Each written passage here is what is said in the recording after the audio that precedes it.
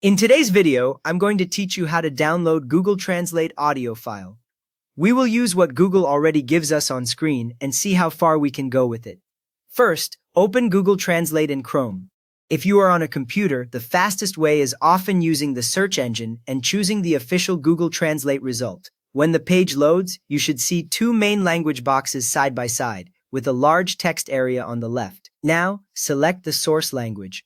This is the language of the text you want Google Translate to speak. You can click the language name above the left text box to open the full list, then choose the language that matches your original text. Once picked, the label above the left box will update to show that language instantly. Next up, select the target language. This is the language you want to hear or see translated. Click the language name above the right box and choose from the list, just like before.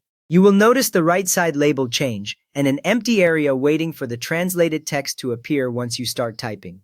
With those languages ready, type your text into the big box on the left. You can write a single word, a sentence, or even a short paragraph. As you type, Google Translate will usually create the translation on the right side automatically after a brief pause. If you see your translated text appear on the right, you know the service has processed your request correctly. After that, click Listen, the small speaker icon. This icon usually appears in both the original and translated sections, so choose the one whose audio you want to hear. When you click it, the audio should start playing through your speakers or headphones, and the icon may briefly animate while it plays. A useful detail here is that you can click it again to replay the sound as many times as you like without retyping anything. At this point, right-click the speaker or audio area.